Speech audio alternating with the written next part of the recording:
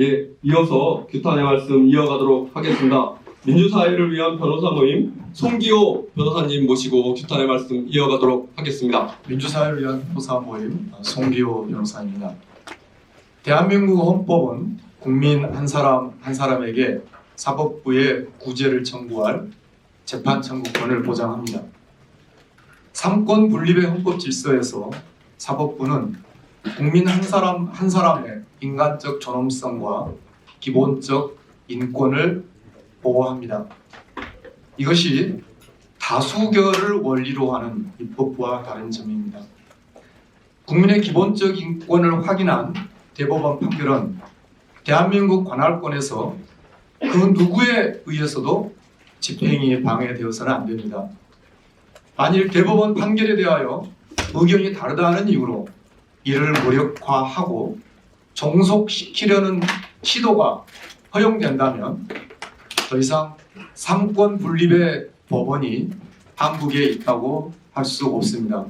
그러므로 윤석열 대통령이 2018년 대법원 강제동원 판결문의 집행을 가로막고 나선 행위는 강제동원 피해자 한 사람 한 사람에게 판결의 집행 포기를 강요하는 것 이상으로 법원을 그의 의지 아래 종속시키려는 사법 방해 행위입니다. 윤석열 대통령은 단지 강제동원 피해자에게 또 하나의 선택지로 대한민국 정부의 위로금 지급을 제시한 것이 아닙니다. 그의 방식은 피해자의 재판 청구권을 원천적으로 차단하려는 것입니다. 이는 대법관을 그의 발 아래에 두려는 총통과 같습니다. 국제법적으로도 윤석열 대통령의 행위는 국제사회가 일구어온 국제인권법의 문명사에 대한 무지입니다. 일찍이 2005년에 유엔 총회가 결의하고 확인한 국제원칙인 사실인정, 책임인정, 공식적 사죄, 가해국가 교육기관에서의 가해 행위에 대한 설명과 교육이라는 국제 문명 원칙을 윤석열 대통령은 알지 못합니다. 일본 식민주의자들과 일본 정부는 엊그제도 강제 동원이 없었다고 망언을 했습니다.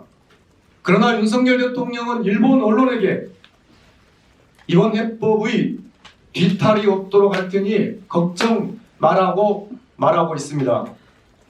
그는 국제법 문명을 모르는 무지한 자입니다.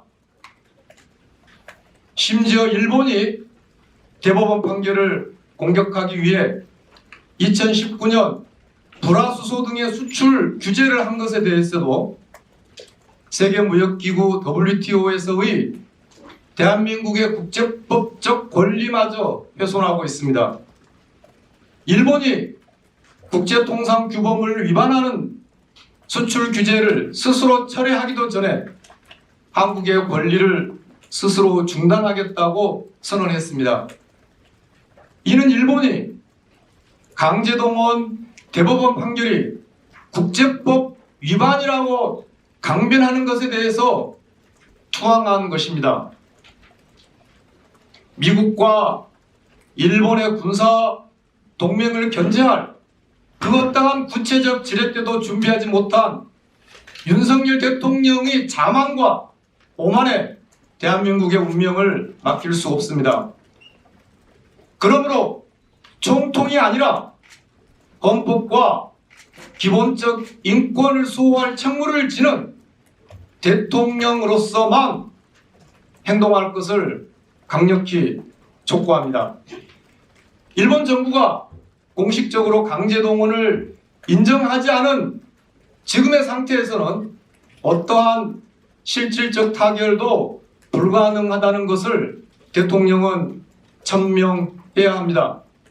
독일처럼 가해자 일본이 배상법을 제정하도록 요구해야 합니다. 중국 피해자들에게 배상하였듯이 한국인 피해자에게 배상하라고 요구합니다.